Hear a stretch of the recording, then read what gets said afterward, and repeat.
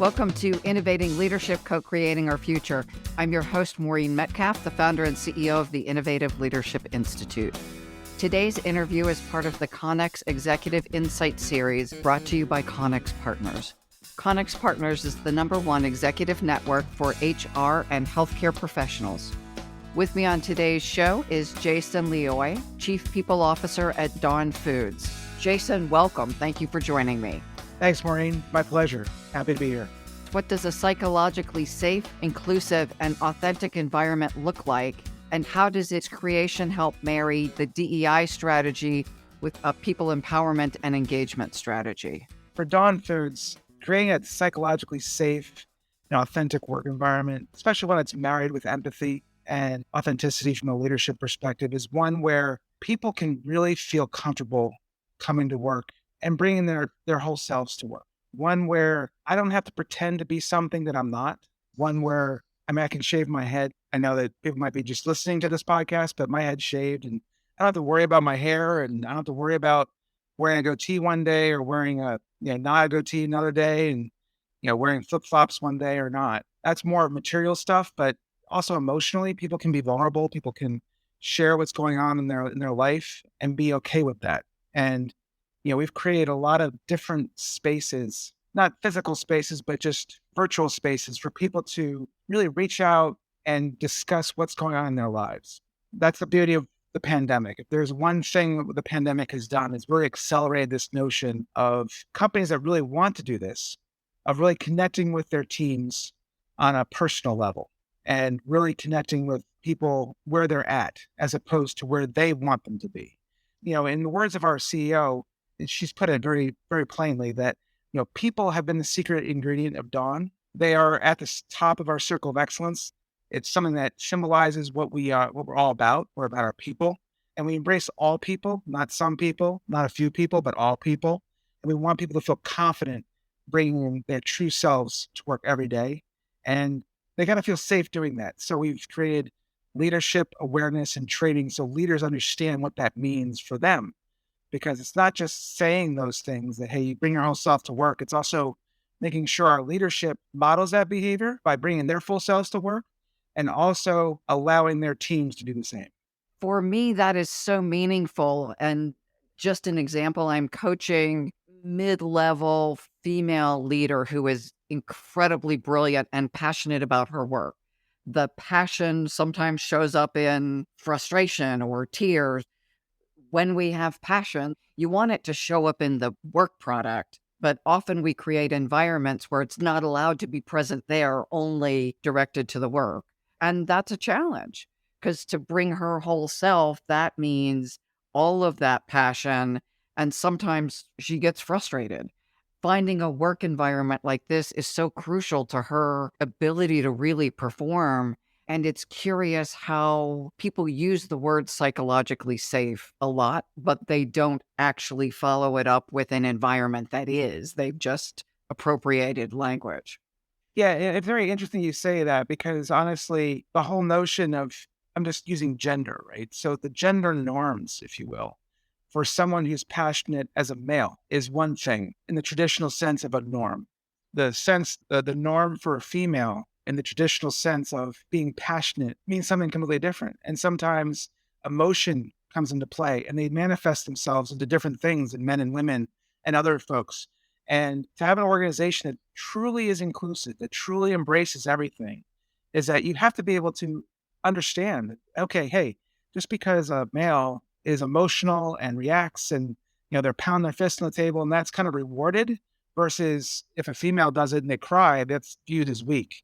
That's not what we encourage here. We want to make sure people understand where people are coming from. And I've seen that very often in previous employers where if someone like tears up or shows some emotion, that's just who they are. That's how they respond. That's their visceral physical response, as opposed to somebody else who might pound their fist or show anger, but that might be seen as strength. Neither one is strong and neither one is right. They're both right. And they're both strong. It's just a matter of how the organization embraces it. That's such a crucial point. And specifically when I teach groups of male and female leaders There's one program we do for mid-career technology leaders, and it's interesting how often the women have felt shamed for their expression of anger shows up in tears. They're not helpless. Right. They're pissed. They cry, and the misinterpretation and the miscommunication between genders over that specific issue just drives weird behavior on both sides. And it's really unfortunate.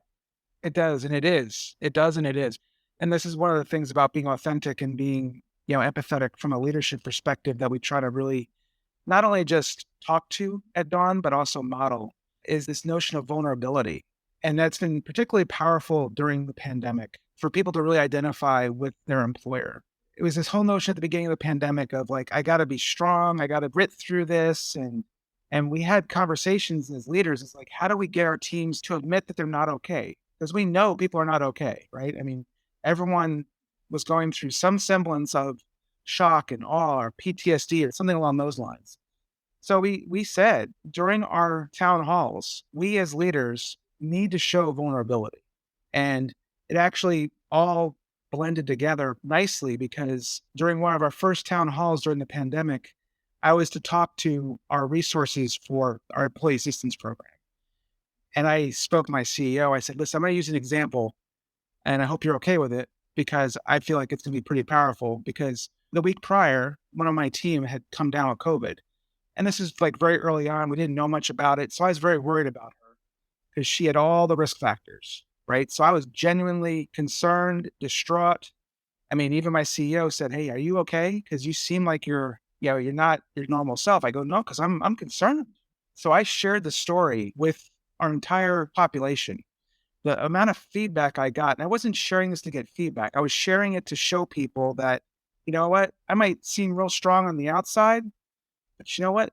I was dying on the inside from the previous week. And it's okay to show that emotion because we all have it right now. The only way we're going to come together as an organization and succeed is by all being vulnerable and showing our true selves to each other so we can all lift each other up. Right. And that, I believe, led to a multitude of things that we've done over the last 2 years that really has amplified the notion of authentic leadership and being vulnerable as a leader. Because if your people know that you're a human, because typically leaders are looked at as robots more often than not, unfortunately, that if you can show that you're emotional, that you're vulnerable, that you make mistakes, you can say you're sorry and just admit you did something wrong.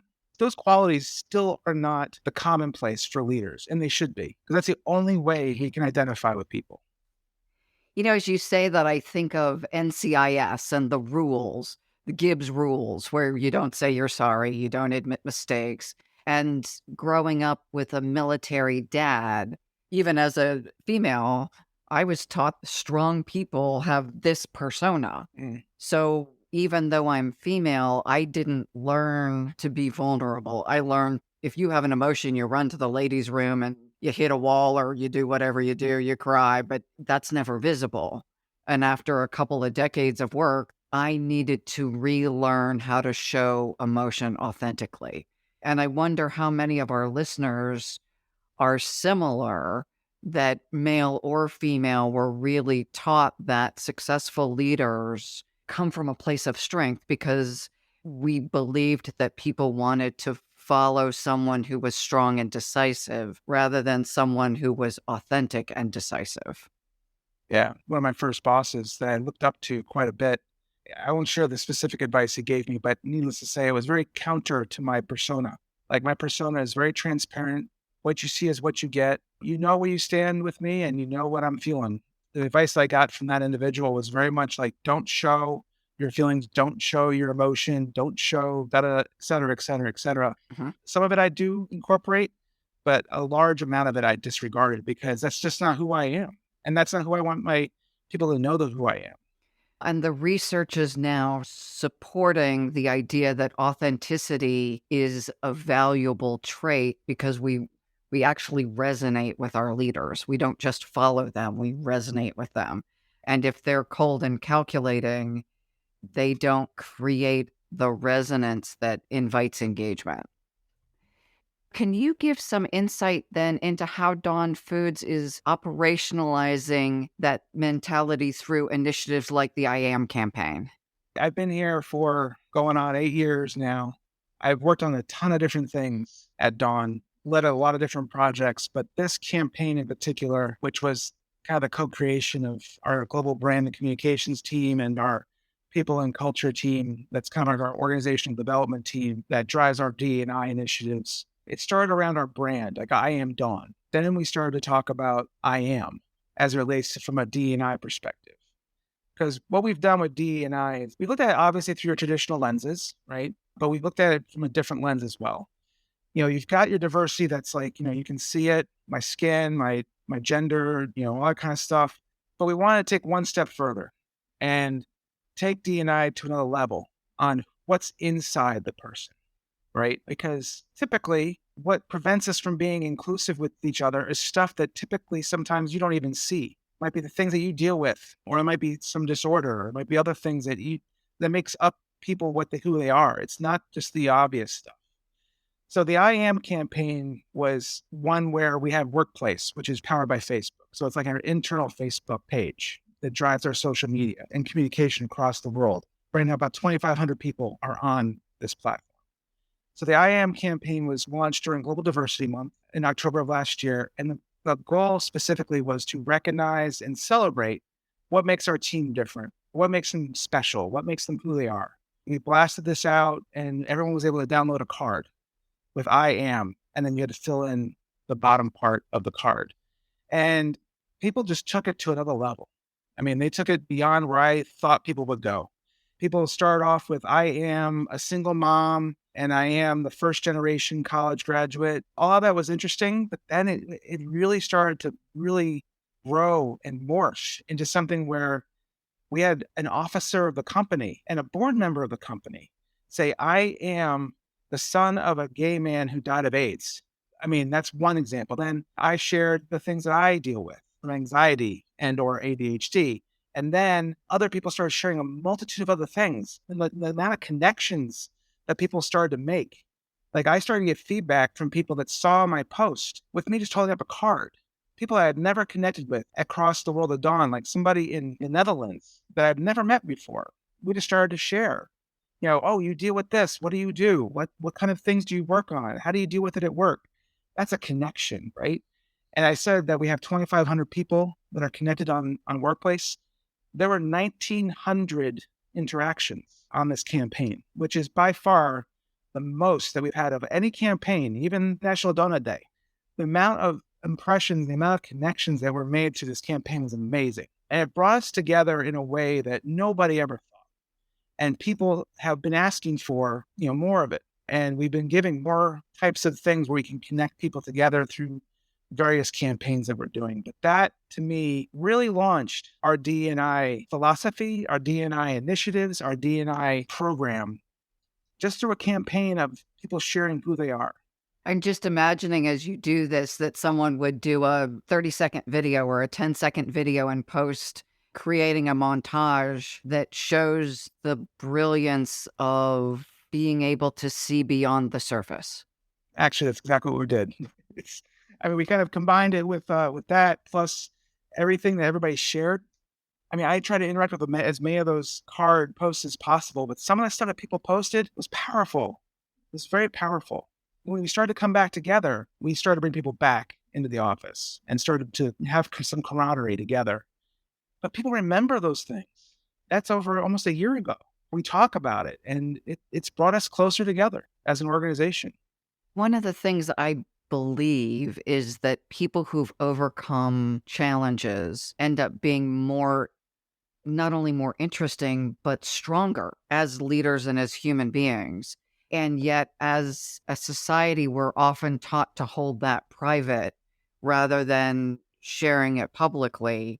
And it is those things that we hold private, back to the authenticity, that allows us to build almost the weaving of a spider's web kind of image of we have so many more connection points than we would ever imagine.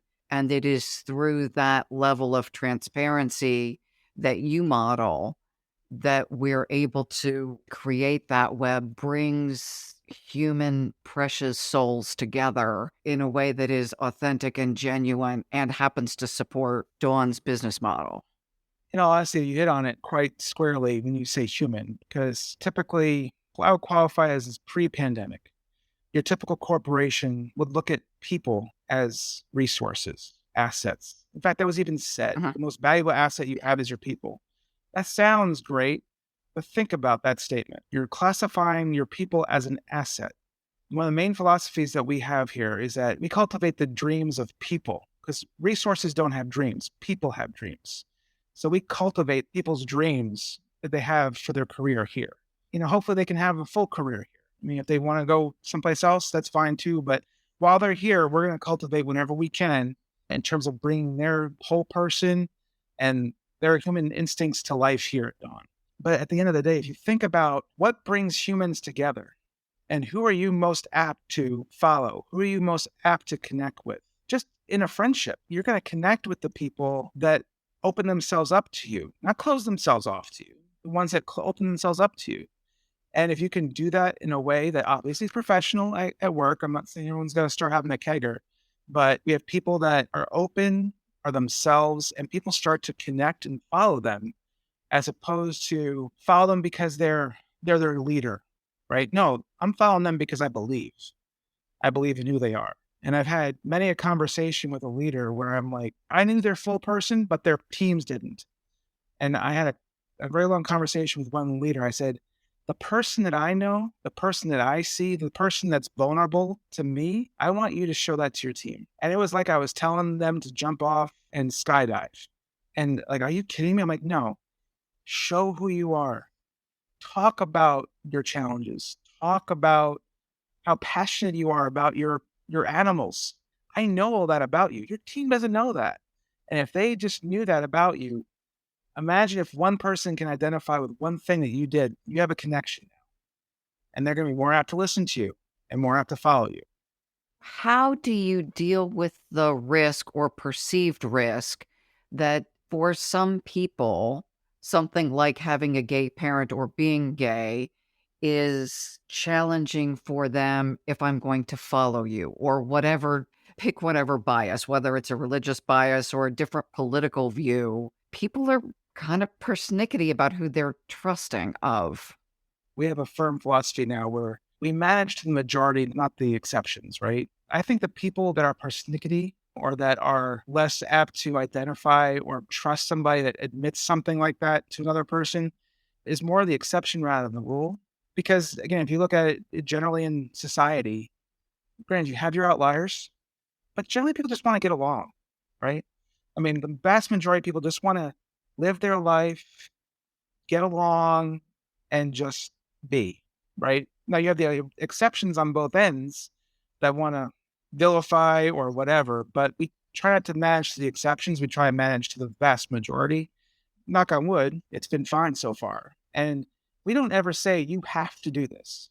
We don't ever say you have to share this. We just say it'd be good if you could share something that people could identify with. It's a very operative word. And then model it yourself. Like if they see me doing it as the chief people officer, that gives them kind of the room to do it if they would like to. They don't have to, but if they would like to, they can. What we've said is generally share things that you feel comfortable sharing because that's going to help you accelerate your connectivity with your team. It doesn't mean you're going to necessarily, you have to do it to connect with your team. It's going to help. One of the things that comes to mind, I was on the governing board for a gay rights organization for a while, and we published a book of stories because often people think of gay, and I'm picking that topic because of my personal experience, as those people. If you don't have someone in your life who's gay, as soon as you meet people who are gay, it's like, those people may be bad, but my friend Jason's fine, or my friend Right. Sue is fine.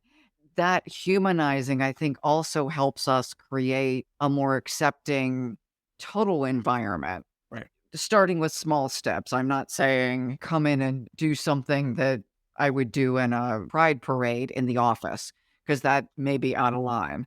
but sharing a little bit of personal detail seems like it creates a level of acceptance. And what we saw there was you are fine, the rest of the population may not be. And that's was the beginning of the journey of acceptance. Correct. And there's a couple leaders that struggled, right, with the I am. Like they were very vanilla, if you will, in terms of what they would share. But that's okay. That's what they felt comfortable sharing. And I'll tell you what, that was a struggle for them to share that. Again, go back to the whole way we were normalized growing up in our careers. And you've got these very alpha leaders. Think about how they've been rewarded. They've been rewarded for that behavior that says, don't do any of that stuff that I'm telling you to do, you know? So it's a little bits and pieces. And I've seen some great evolution in some of our leaders in how they've started to open up, and I know it's a struggle for some of them. And because not everybody can just be just wide open, nor would I expect you to be, because that's who you are. That's not who I am, but that's who you are. So I accept that. And my assumption is over time, people will feel more safe. So the first thing I throw out, like my mom has dementia. People around me now with parents with dementia open up about that. I've got a client who also is in a similar spot, and it has been so helpful for him to have someone who understands. Right. I have other clients with other biases or preferences, and I can talk about those. I don't necessarily on my LinkedIn page give the list of things that might be unique about me because that could be off putting to some people. Yeah, exactly. Are you continuing the campaign? We are continuing the campaign in different forms. Again, this October, see what we're going to do during this October. But the I am campaign was so powerful. We're looking at either repeating it in a different way. It may be more interviews as opposed to posters. And we are finding that the interview methodology of sharing information, especially with key people in the organization, is a great way to share what kind of organization we are. Because we're looking at redoing our entire website. We're going to do more Facebook Live, right? Carrie Barber, our CEO, she's going live and she's going to talk about who she is or stuff like that. We're going to do it in different ways. I love the idea that with each successive in its years, people will share more. And hearing from your CEO and your board members sets the tone from the top that it's not only okay, it's expected. Yeah. Yeah. And also, it's not a program, it's a way of being. That's the other thing about our D&I program. It's really not a program, it's a way of being. Just like with any good, succession management or even HR program, it's successful when you don't have to send out an email to remind people to do it. Uh-huh. That's the same thing that we're striving for from a D&I perspective. It's not a program. It's something that we just talk about. And we're getting there. Our acceleration and our curve is just straight up. I think it's because we're taking baby steps. As you take baby steps, those baby steps turn into adult steps real fast. I just remember when my kids were young. They started to crawl, but then when they started to walk, forget about it. You had to start running all over the house. It's kind of the same thing. Our baby of D&I here at Dawn is running all over the house now. So we just have to make sure it doesn't fall. That's all we got to do. I wonder, as you're saying that, kind of the combination of I am and I believe, or because I had these experiences, it's influenced me in this way. Because I am a white woman with two parents with dementia, I now focus militantly on brain health. I do yoga, I meditate, I do everything I can to keep what's in here not mushy. Right. Not a technical term. How does the I am support who I am at work and as a team member? The I am campaign, or just the philosophy of I am, I think what it does, it just reminds us all at Dawn that we're people, that we are people. We're here to service our customers with the best products in the bakery business, right? And I think what it also does, it does remind us all that we are here to provide, sweet baked goods to all of our customers and to provide wonderful moments in their lives, right? That's all we're here for. And I think the I am campaign and all the other types of activities that we have going on just reminds us all that we're all here together around one purpose and that we're all very uniquely qualified to do this thing. And we're all not coming at it from the exact same perspective, but we can all build each other up along the way. The Great Resignation didn't really happen here. We had turnover. Not that I'm saying we didn't have turnover. It was just a different type of turnover, especially in our plants. Our general percentages were about the same, but our salaried workforce and other folks, they stayed. A lot of people admitted that, they had other opportunities, but they stayed because this is a place they felt like they could be themselves. That's a good reinforcer to keep telling that story. We have people that have told that story publicly of why they stayed, and they haven't gone someplace else. And it's for their own personal reason. No one has a similar story, nor would I want them to have a similar story. In a time where we're dealing with what I'm reading now, we're calling PTSD, that people have gone through the pandemic and are dealing with elevated anxiety and depression, just wondering what's going to happen next. Now we have a supply chain issue. Now we have a war in Ukraine. We still have COVID variations. Are my kids back in school or not back in school? What's going to happen with, can we get food supplies or whatever? That this ongoing base level of anxiety has elevated. And anything we can do in the workplace to help strengthen the resilience, again, of the precious souls who show up every day to do their work when they're worried about their kids Right. or their parents. The worries are stacking up, and yet they still have to come to work to pay the bills. When work becomes a better place, and it sounds like Dawn has really made progress in making the workplace a positive offset to the anxiety of the world in which we inhabit. We all have anxiety at work. We all have stress at work. It's a naturally stressful thing. I mean, if you're driving deadlines and like you got work out, you have output that you need to pump out, we don't want to make it as a stressor, right? The world is already a stressful place. We want to make it a place that feels like, I don't want to say feels like home because that sounds very cliche-ish. It's a place that people can feel safe to do their thing and also maybe support them in their broader objectives in life. I had a conversation with a team member just 2 weeks ago. She moved to a different state because we have a remote work policy now, and a very pure remote work policy. And because of our policy, she was able to move, deal with a very difficult divorce. She was able to move, go be with her family who are suffering from some semblance of dementia, but she's able to be there with her parents, with her sisters, so that she can be there with them every day, but still be a productive member of Dawn. You know what? We have someone now that is probably more committed to this company than anybody else because we've allowed her, and I'm not saying allow her in the patriarchal sense, but we've allowed that individual to really put their life together completely. They've been able to deal with the stressors that they've had.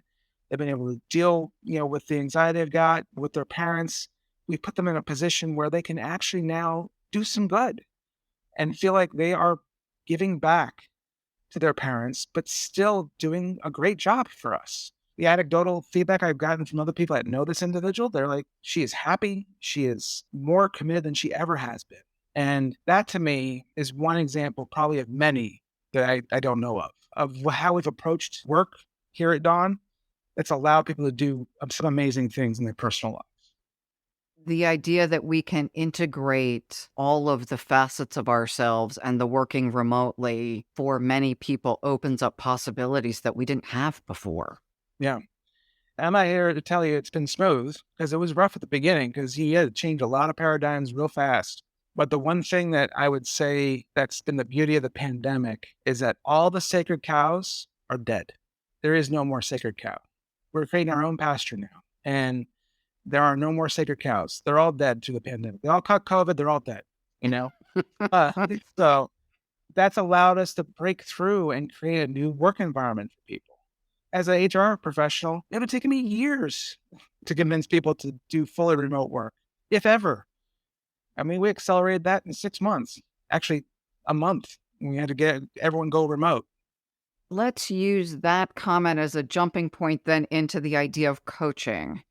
Coaching leaders on how to lead is especially important right now as work has changed, as leadership has changed, and they're now juggling frontline employees, corporate employees, work from home, people who still have to come in and run your facilities. What's Dawn Foods doing in that space to democratize the skills you expect from leaders And also to upskill them where you said sacred cow's gone, but if my cows are gone and the cows set the rules, now I have kind of a void. And as you're trying to shift the culture, I'm guessing you don't want a free for all. You have a different set that you expect people to lead to. From a complete organization perspective, we are an organization that's centered around continuous learning, and we want to make sure that all of our leaders nurture and develop their leadership skills. But from a perspective of having a kind of a framework, we revamped our competencies. Our competencies were kind of your old stale competencies. If you think about it very traditionally, you name the program that's out there, whether it's Myers-Briggs or whatever, or all this other stuff, competencies that create leaders. We had all that stuff in our performance management process. But what we transitioned is from competencies to behaviors that we're expecting out of our leaders. And we went from like 10 competencies to 5 core behaviors for everybody, not just for leaders, but for everybody. Now, the way you do it is different based on your role. They're lead, partner, innovate, adapt, and deliver. Now, the way you measure them, they're embedded in our performance management process. The way you measure them, the way we train to them are different based on level. We've partnered with LinkedIn Learning, which has been a great investment. The scalability and the breadth and depth of courses that are out there is just amazing. I actually catch my CEO on Fridays going through at least one LinkedIn Learning course. You get on our LinkedIn right now and you can find that she's sharing what LinkedIn course she's done. It's partnering with LinkedIn Learning, identifying the core behaviors, and then centering around our leadership curriculum, if you will, around those behaviors. And that's just one example, LinkedIn Learning. The other things that we do is we partner across the globe with partners, whether it's Linkage for our women's leadership program, Right Management. They have a wide variety of resources globally to help develop leaders. It's not just the outplacement service that people typically think of, but it's a whole plethora of resources from a coaching perspective, 360s and other types of things. We partner with a bunch of different firms on the outside to help us center around these behaviors, but we don't throw spaghetti against the wall, if you will. We make sure that we partner with firms that know who we are or that we can identify with in terms of how we behave. There's a lot of firms that we push away, whether it's recruitment firms or training partners that, while they might be world-class, they're not for us because they either don't exemplify who we are through their behaviors or they don't get us because they have a different culture. So we keep our partnerships very close and very small. That way we know what's getting delivered from a third party is what we want. So that's what we do from a leadership and coaching perspective. Plus, we've changed the notion of coaching and 360 to one that's more of development and building people up. As opposed to when I got here, 360s were viewed as negative. And it's like, if you got a 360, you're probably getting fired, right? That's not the way we do it. We use 360s and these tools and these assessment tools to coach, guide, develop, and build. We make sure that our leaders are modeling that by them going through coaching and 360s and so on and so forth. And they can see that they're still here. So it's been a very long journey, but because we've crawled quite a bit, we're now running. And it's a matter of just keeping our focus around our behaviors, our circle of excellence, and our values. If that makes sense.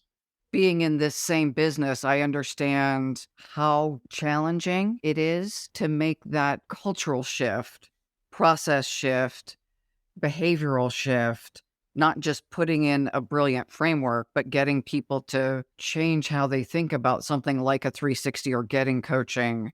I'm working with a client right now, and we've launched a leadership program for successors to the senior team. And it's interesting going from not having had any investment in them like this, how grateful they are, compared to other clients where it's just a thing I have to go to.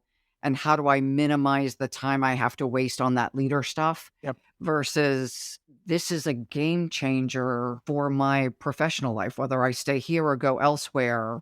I'm now going to have the skills and the change in mindset. And that's one of my big hot buttons, I guess, is the mindset that underpins how I behave. Using your example of mental health, right? Brain health, making sure that your brain doesn't turn to mush, right? Well, how do you do that? You have to keep feeding it through action. It's the same thing as leadership. It's not just a one and done thing. I'm not going to just go to a course and then boom, I'm a leader. I go to a course, I go to maybe 5 courses, and I keep getting reinforced and coached and guided and tie back. And if things are viewed as a program, they're going to fail. And that's the one thing that we've been able to do is that everything that we're doing today, we started 3 years ago because we set out with a purpose of that whatever we put out there, we're going to have to be able to repeat and repeat again and repeat again and repeat again and get better each time and keep feeding it, right? And that's the only way you get better. It just really hit me with what you talked about earlier about mental health, brain health.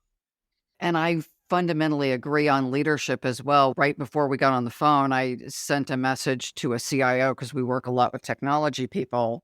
He's sent several people to one of our open IT leader programs. And the question was, how do we help them continue to grow? Because some of them are 5 years and 4 years and 3 years out of the program. And to your point, that one's run like a program. How does he recapture that investment that he's made in his people so that it is continually refreshed? Mhm. Because their organization, like most, has changed significantly since COVID. The investment of 5 years ago is now a fully depreciated asset, basically. Right, right.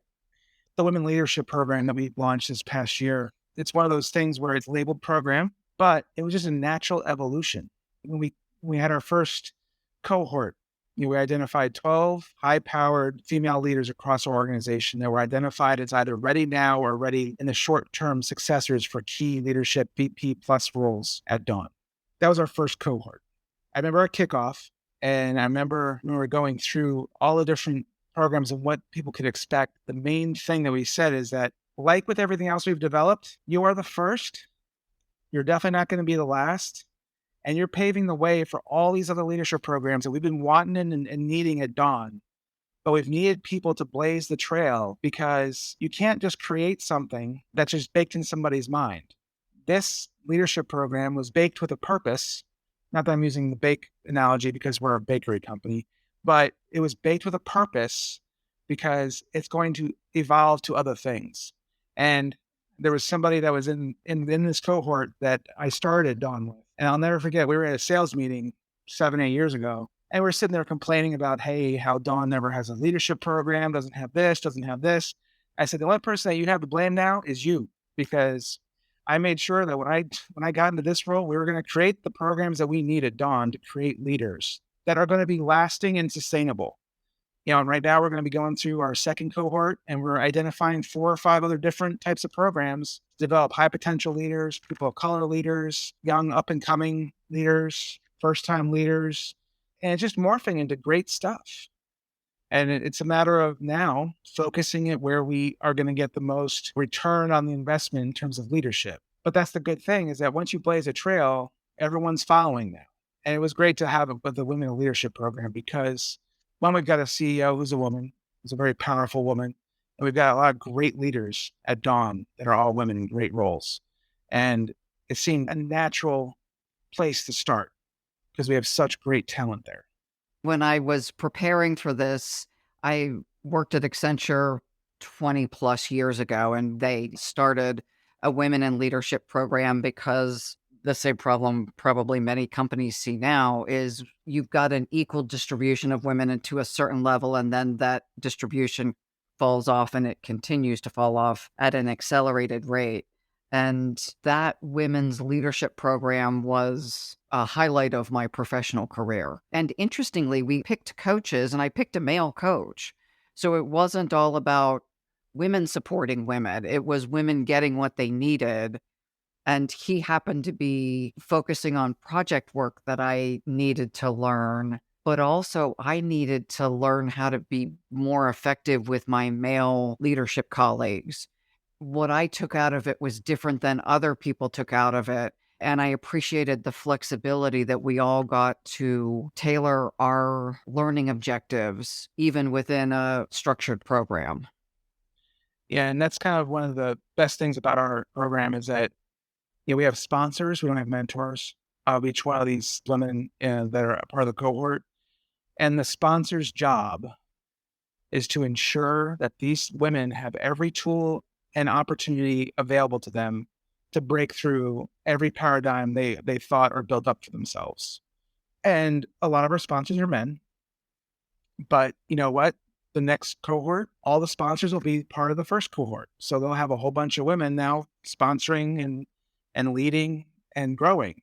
And that's the other notion of allyship that we've really embedded into our leaders too. It's not just about quote unquote supporting, because anybody can support through words or through money.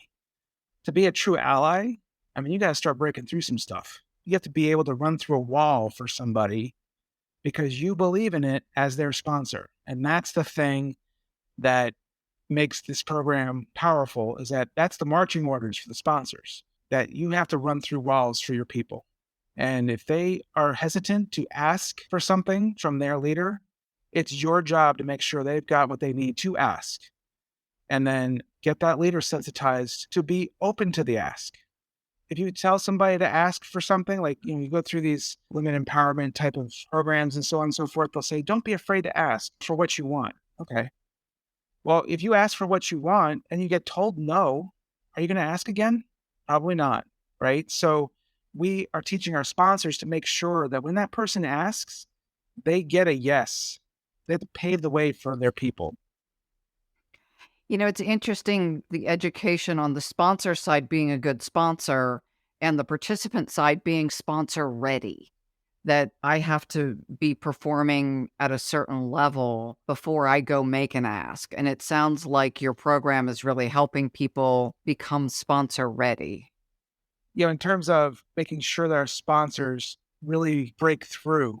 But the good thing is that our organization hasn't had to do that because our organization has been receptive to the ask. So a lot of the sponsors' readiness to break through or break down barriers hasn't been required yet, because I think people just know where we stand in terms of making sure people are open for this evolution in our organization. So I see nothing but upside from here on out in terms of future programs and growing our talent beyond this. And we've got great support too. Obviously, from our CEO, but our board. We just actually hired a board member, Lorna Donatone. She's a fabulous board member. She's led many efforts like this in the past. So she's actually done a couple of talks for our organization about breaking through from a women leadership perspective.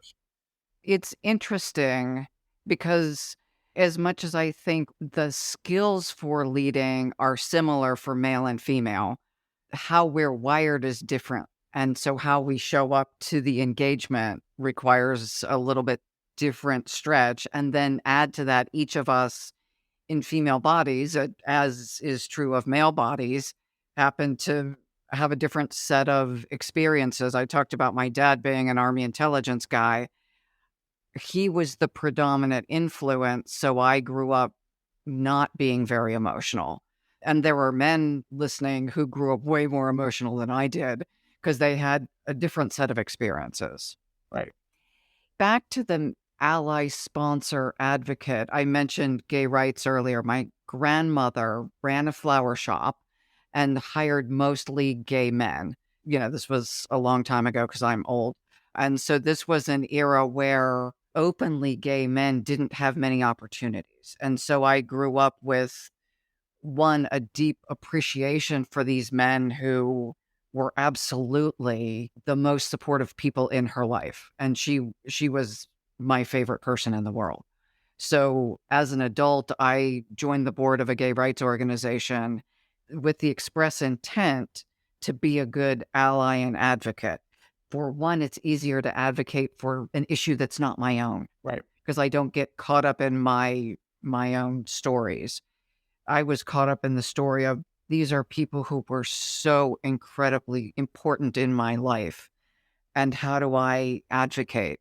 And so for anyone who's listening who wants to be a sponsor and has felt uncomfortable, there is such an importance for women's leadership programs, for whatever segment that we're creating programs for, to have people who look like us, and also to have sponsors and allies and advocates for whom this is not their personal issue, who can open doors and share perspectives that we don't have because we're us. I agree. I think that that's one of the most powerful parts of the program, is that our makeup of who our sponsors, our advocates, our champions, and who are in the cohort and how they blend together. We had a women's leadership panel that was half male and half female. And a lot of it on the male side is how you become that ally and how you break through. And some of them are fathers of daughters, right? And how they teach and how they guide and all that kind of stuff and what they see their daughters going through. But like you said, the most powerful sponsor ally is not somebody of whom is apparent that it's personal, that they're doing it because they love it. They love these people and they want the best for them. And it sounds like the Dawn leadership team has created and selected people who care about their folks. My assumption is over this 7 years or so that this journey has been happening, that people who don't align or resonate with those goals have exited, many of them. Yeah, I'd say it's been quite the evolution. Hasn't always been that way. We've definitely evolved.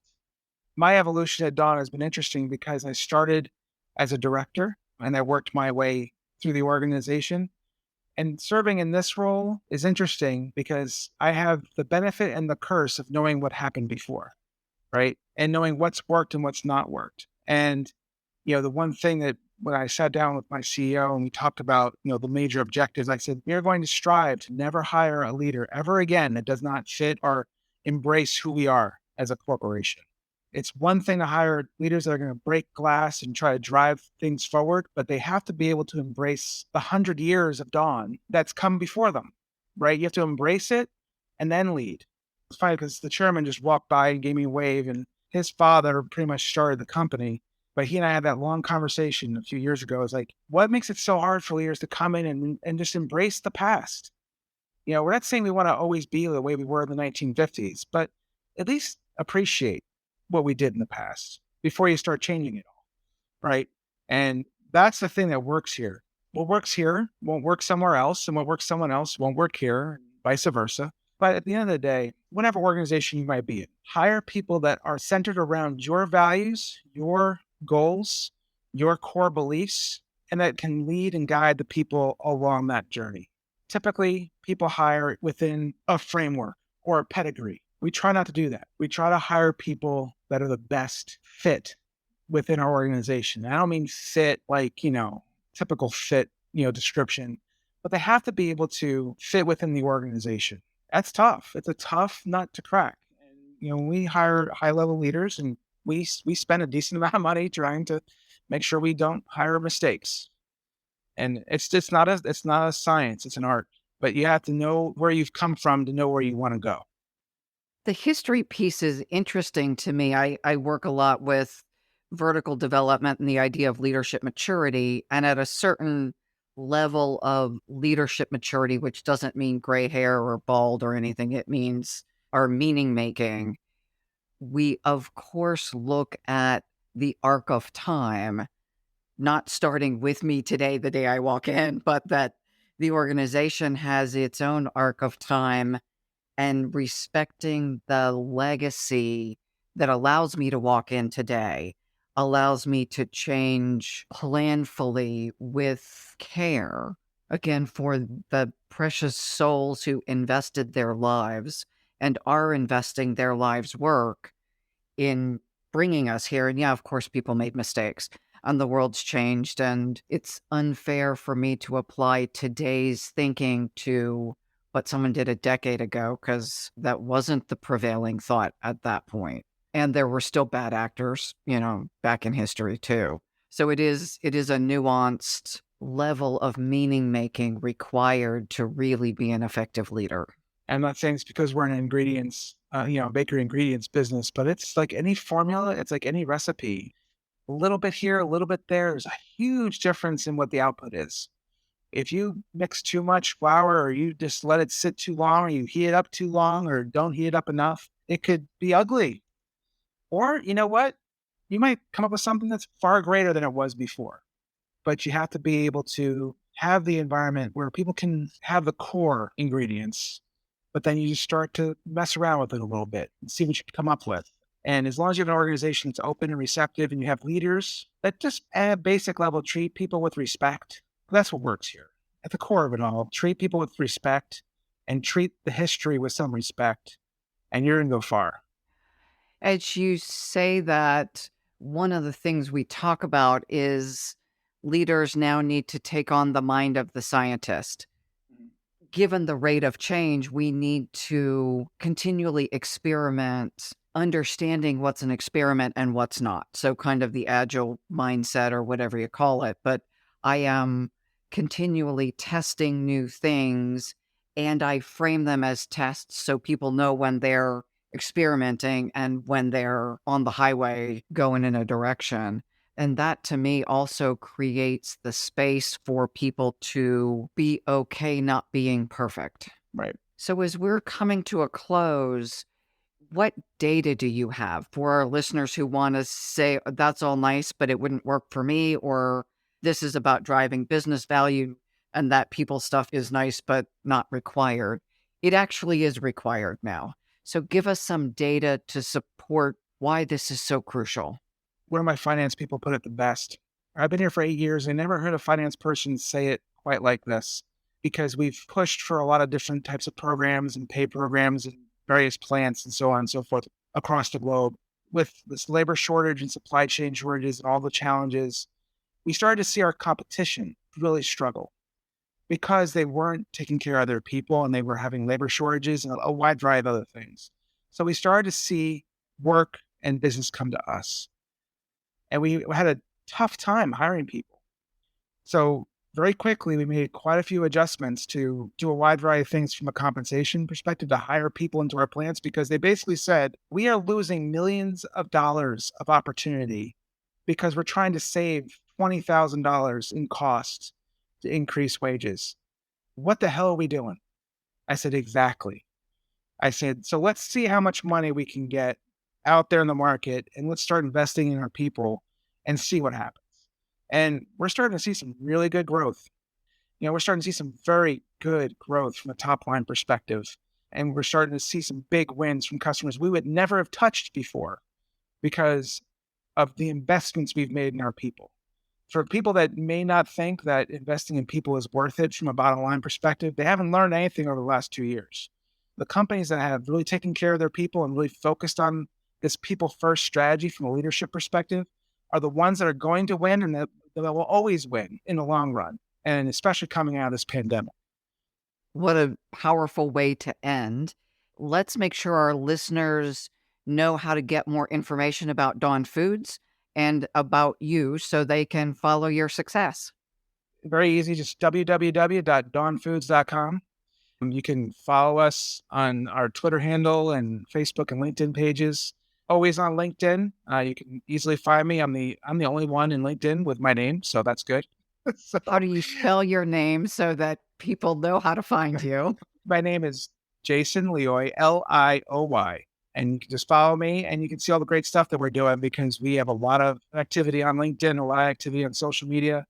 And make sure you get to your local bakery and buy some donuts and baked goods, because that's the way to your family's heart, is through sweet baked goods. Jason, it's been a pleasure to talk to you and hear about your stories and be the person who gets to host the conversation where our listeners hear about you. I also want to thank Connex, our sponsor, and thank our listeners who are investing their time to listen and learn. Thank you for the impact you're making in the world right now. As leaders, whether you're leading yourself or your community or a large enterprise, as we face the changes we're facing right now, good leadership is absolutely fundamental to creating the world we want to create. So thank you for your time and investment. And we hope you'll join us again soon and also share our podcast with others. Thank you, Maureen. Thank you, Jason.